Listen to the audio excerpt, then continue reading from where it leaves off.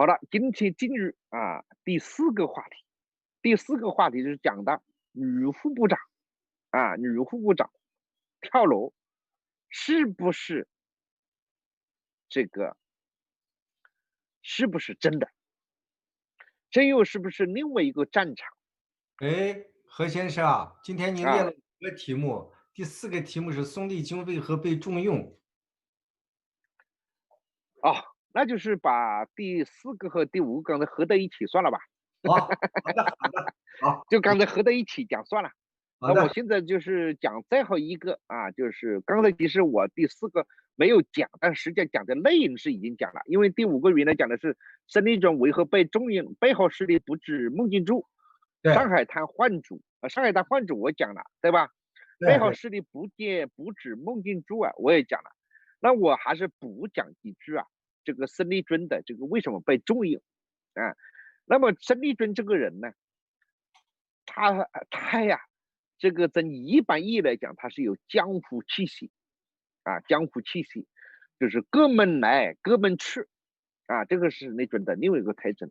他还有一个特征，他长得是一个令人痛爱的这个形象。什么叫令人痛爱的形象呢？胖乎乎的，肉比较多肉比较多，那么给人的感觉呢，有几分可爱，有几分可爱。那么元老人物对他这个特别的这个器重的一个原因是呢，孙立军除了政法系统，他有一个更关键性的，对元老人物来讲需要器重他的一个原因。这个马先生一提醒，我还真就是要讲两句。为什么呢？因为他原来在上海市外办当副主任之前，他担任的是这个卫生局的这个办公室的卫生局的卫生办主任。而卫生局系统里面有一个人，就是孟庆柱的夫人。孟庆柱的夫人原来是在陈明岛上的农场，前进农场嘛，对吧？当医生两个人后来就关系好了就看病就看上了对不对？一看病就看上了，看上了以后，后来呢，这个姓蒋吧，对吧？然后一步一步也升了，后来就到了卫生系统。那么孟庆柱后来去这个叫什么？这个江西。那么孙立军呢，对这个蒋女士他们家照顾的还不错。那么有人就演化出了这种黄色故事出来，成人故事出来，说这个孙立军老少通吃所谓的这个跟孟庆柱夫人有关系。对这一点没有任何的证据，也没有了解孙立军或者蒋的人跟我讲过这个事儿，所以我完全不知道真假。但是孙立军为什么被孟庆柱这个女子的重视，原因不仅仅是他的夫人跟他讲必须重视，并不是那么简单，也不是孟庆柱器重孙立军的才华那么简单，而是孙立军的上面有更高层的人，而这个人使这个孟庆柱不得不听。这个人就是江泽民跟大家披露出来了，就是江泽民。谁不如果老马不提醒，我就可能今天忘了点这个啥了，或者说呢，下次再点。江泽民是儿子不好，身体不好，引起他们家庭的焦虑。而这个当时候的这个江家对这个孟仪都还有一点意见，就是说这个孟对他这个孩子重视不够。陈良宇被干掉不是温家宝或者是这个胡锦涛有那么大的胆量，而是呢江当时也想借此机会清理门户。即使这个清理门户不是说陈良宇反什么这个温家宝反什么胡锦涛，更谈不上反这个江泽民，而是呢江泽民的儿子生病期间，陈良宇给江家的感觉照顾不够。我们知道退下来的元老们最敏感，没有权力以后，对谁对他好一点那么他会特别的不一样。对他稍微有一点，其实不是不好，没有照顾到他特别敏感。在这个上面，跟陈良宇相比，孙立军是做的最好的。他跟江泽民的这个江明宏之所以成为铁杆哥们，其中一个原因就是呢几件事。一个呢是江明宏的身体，照顾安排这个系统正好是呢孙立军熟悉的卫生系统那你比如说江泽民，他在上海的卫生系统他也熟悉，但他熟悉是比较笼统的，或者是他一方面的。孙立军是在卫生局，对吧？各个医院系统、各大医院系统都是他管的，所以他大为极其的熟悉。不但极其的熟悉，他也号称是在澳大利亚学过公共卫生，所以提供了给江家公子的一些比较好的一些方案，也给了江泽民保重身体的一些好的方案。听说这个没有经过证实有一个小部队，由年轻强壮的这个年轻军人所组成，他们吃的也不错平时也锻炼身体，但是这一支部队做梦都不知道他们的鲜血是提供给了江泽民的公子和江泽民。那么因为有了这一个救命的依附保护的这种非常特殊的关系，所以使孙立军那个权力交换出来的另外一个权力那就是达到了一个顶峰。在相当一段时间，江泽民的势力是无可置疑的，因为权力体系需要一个相当长时间的安排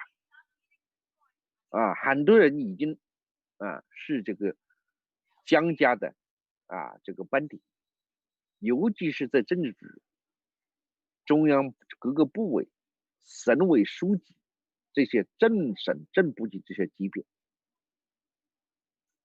因为有了江家这种特殊的关系，这个孙立军就变得了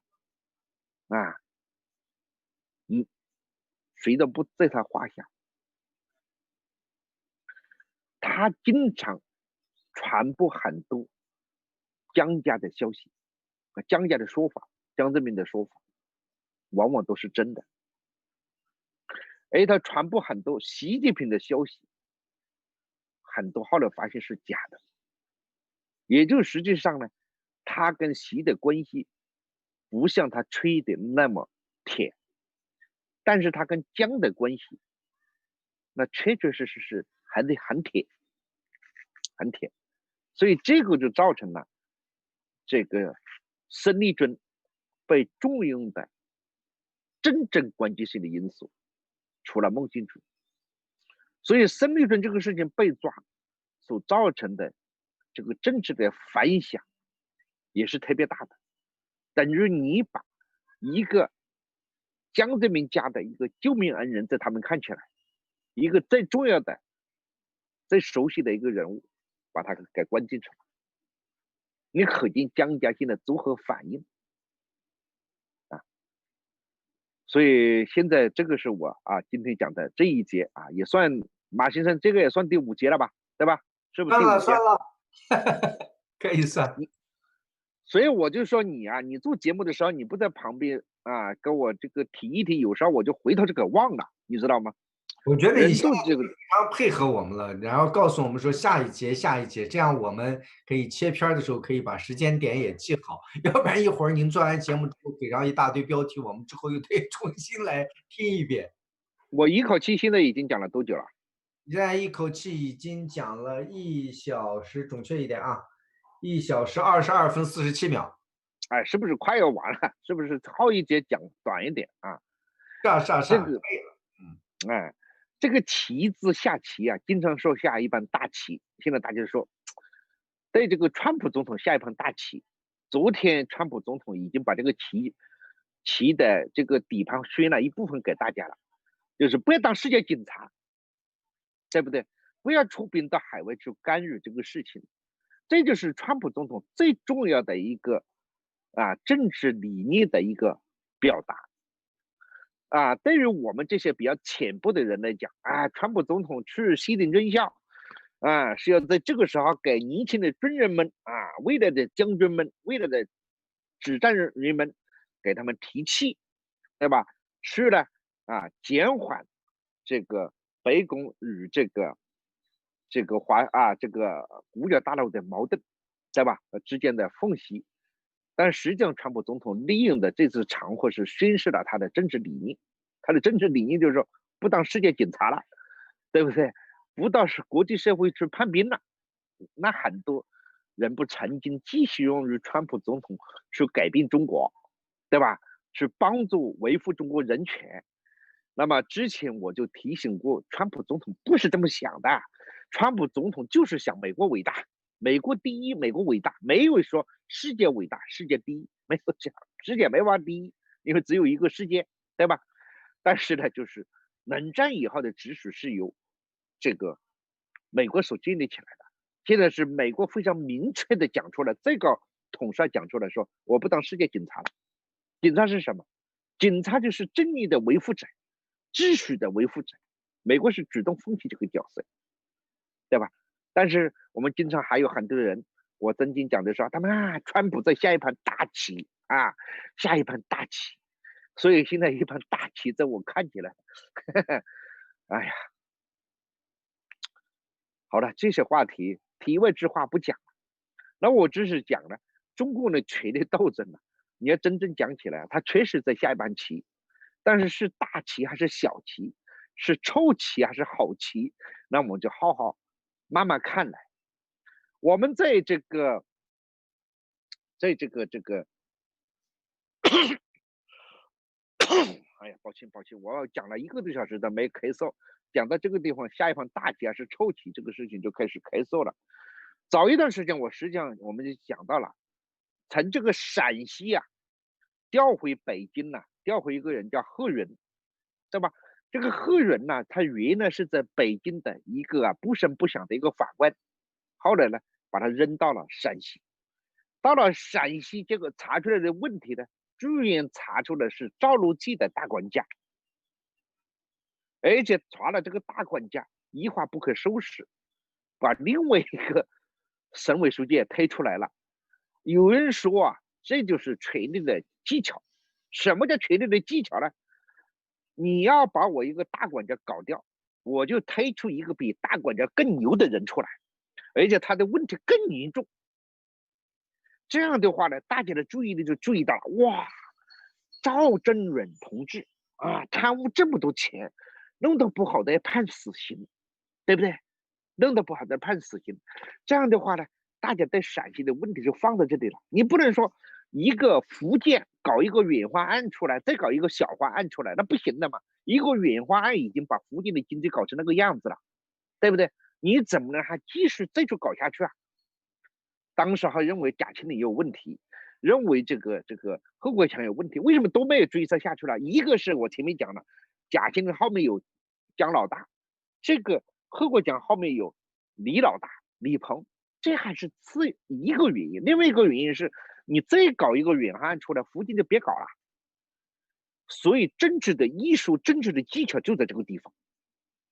你搞掉我赵乐际的这个大管家，我回头就跟你搞一个更大的赵正荣，把所有的问题都推到赵正荣身上，对不对？这你告诉我这是大棋还是什么棋但是赵正荣这个人不知道怎么回事，始终就提不起人民群众的兴趣出来，是因为他弄得不好要判死刑，对不对？但是呢，好像对这个陕西的这个真正的事情，大家还是觉得不过瘾，还是觉得不过瘾。也就是说呢，这盘大棋还没下完，因为这个大棋后面还一盘棋，这盘棋就是贺荣。贺荣他要回到最高法院啊，当这个正部级的副院长，其中一个原因，其中是要追查2件事，一个是这些年来为什么那些贪官污吏判刑的那么轻，使那些一个贵证就要出来了，那些人会不会报复，会不会反复，会不会造什么名堂，是社会上的新的一个不安因素。还有一个原因是这个里面有什么其他交换没有啊？另外一件事情就是法院系统的案卷不断的就不见了，不断就不见了。其中最有影响力的就是跟陕西有关的一个案卷不见了。我们知道这是闹得很大，对吧？闹得非常之大。那么贺荣回来会不会对这个事情能不能找到一个线索出来？这是当时候大家的一个关心。为了下好这盘棋，把这个江必兴也拉下，把这个邱学强也拉下，让他们退下来，腾出位置出来啊。这个好像是整个人事安排的比较正常。其实除了那个案卷实证以外，还有一个事情就是呢，陕西的事情根本没完，陕西的事情没完，怎么没完？其实我们也搞不清楚，只有事情发生了，哎，我们觉得还是有一点影子啊，原来是已经有了一个影子啊，对吧？那么这就是早几天了，我在点点经的事里面就讲到了一个副部长从16楼啊跳下来，这个消息啊有4、5个消息来源提供给我，我没有一个完全得到印证，所以我到现在为止都不敢讲这个人的姓名是谁，这个人担任什么职务，因为我都不确定他有没有跳楼。现在中国的微信已经完全被控制了，对吧？那么没有这样的消息，有人说有一点点，很快就被删掉了，对吧？所以我今天在犹豫这个副部长的名字要不要讲出来呢？马先生，我觉得要不要讲出来，这是个很难的问题。讲出来，万一大家没有跳楼怎么办？你可以讲出来，然后他有没有跳楼就会现出真身啊，这是一个最好的办法呀。逼出这个蒋干到底是干啥事儿了，我们就知道了呀。我不知道网友们的意见怎么样啊？网友们觉得要不要点出来？如果我点错了怎么办？大家原不原谅我？我首先觉得你可以作为一个策略，或者作为下一盘大棋的一步棋子嘛，可以逼一下。有些事情呢，这个刚才啊，老战做节目之前，我们的观察员老战就说啊，曾经是公安局局长啊，是一个高危职业。我当时就是说，我说其实哪一个职业啊，都看你查不查，一查都是有问题，对不对？比如我今天要讲的司法部的政治部主任跳楼的，讲的就是他。那么他前任主任判刑15年啊，前任主任判刑15年啊，对不对？也就是一个司法部的政治部主任，相当于什么级别啊？副部长，副部长，他是正儿八经的副部长啊，不是副部长级别，就是副部长，政治部主任。他因为他原来担任的职务就是陕西省副省长，之前是陕西的人力资源厅的厅长，同时也是陕西组织部的副部长。他是从宝鸡到商乐啊，一路爬升上来了。宝鸡最开始是跟进团，那么后来呢，到商路。商路我们知道，这是赵家的啊，这个一个重要的权力基地。因为赵乐际的父亲曾经是担任过商洛地区的专员，而他的弟弟赵乐际的弟弟叫赵乐勤，现在是广西人大的副主任，那么他呢，这个也在商洛地区工作过。而这个陕西一系列案子里面，一个神秘的一个小姐，姓刘啊，姓什么，对吧？后来担任了广西的政协委员，那就是呢赵乐晴，听说就是赵乐晴来安排的。现在不清楚这个跳楼的这个副部长啊，跟赵乐际有没有什么直接的关系啊？有没有牵涉到赵乐际什么东西？但是从赵乐际担任这个陕西省委书记期间，这个女官员呢，就是在他手下得到重用，负责组织部的副部长，组织部的副部长工作，啊，负责这个人事厅的工作。后来而且升为陕西省的副省长。我们知道，每一个省只有一个明爱女性，一个女性明爱担任副省级的干部，而这个明爱就交给了这个丽君，她也叫丽君呢。马先生，你知道吗？她也叫丽君，但是她前面啊叫冯丽君。今天我们讲了3个丽君，王丽君当然不是那个丽，对吧？啊，这个孙丽君，这个人叫冯丽君。冯丽君是陕西省当时候赵乐际担任省委书记期间啊改的一个副省级的名案，就叫改了冯丽君。然后冯丽君后来安排到司法部当政治部主任，随时在调任更高的级别，因为女性干部不多的，在司法部里面担任政治部主任，他负责的工作是什么呢？巡视工作，巡视工作啊，监察工作，组织人事打派工作啊，组织人事工作是政治部主任管的啊。这个角色呀，我在大前天6月11号、6月12号就发现公安部开了个会，开的这个会里面啊，有这个镇江这个巡视工作领导小组的组长叫袁雪红，还是袁红淑云，我老是把这个名字后面的这个名字倒了，他当组长。新的司法部副部长担任副组长，然后这个还有个副组长是中纪委驻这个司法部的纪检组的组长，这一个就是这个小组的副组长兼办公室主任冯丽君女士就没有出现在前天开司法部的这个会议上。而在这个会议之前，我得到的消息呢，冯丽君是最大前天的这个在16楼跳下来，但是这个消息现在中国的媒体上面没有一个字，也有可能纯属谣言，也有可能呢，他真的是那么回事。但是这回事情在我的标题里面就写了，我假如是真的，这就是另外一个战场的另外一集，因为另外一集之前第一集就是魏明洲和这赵正荣他们那一盘所谓的没有执行习近平的几道命令之后被干掉的那些陕西的官员，那个算于第一集。假如冯丽君这个事情算于第2集的话，那我们就告诉大家，另外一个战场的故事实际上跟我今天讲的那些故事是相通的。相通在什么地方？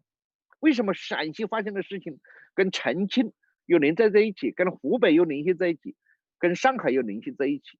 这都是为我们未来的这个十日谈埋下一条一条伏笔啊。这样的话呢，不是我有意埋下来的，不是，是因为案件还在发展之中啊。中国的权力斗争的故事是没完没了，所以我们有可能会继续做下去啊。今天一口气已经讲了这么多个小时了，我觉得应该是差不多了。应该下一步是6度评论了，对不对？好，那就我们今天就做到这里。开头的时候我不敢出场，因为不知道该说什么好。结尾的时候呢，我可以说一下，谢谢观众朋友们收看，希望大家都能够给我们点个赞和转发一下我们的节目，谢谢大家的支持。我们一会儿的6度评论，我不知道我们的按时间来算，你把6度评论的时间已经给占了。我们今天依旧是限流情况。限流。限流是很正常的。好的，那就我们这一集就到这里，谢谢观众朋友们，谢谢。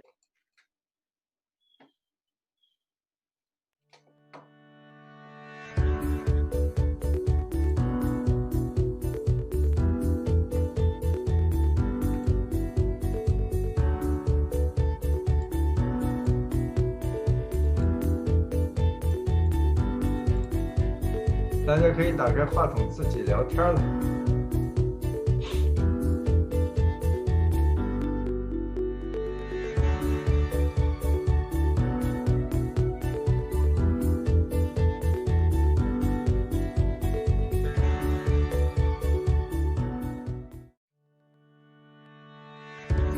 老马，对，大哥，今天那6度评论是你主持还是鑫哥主持？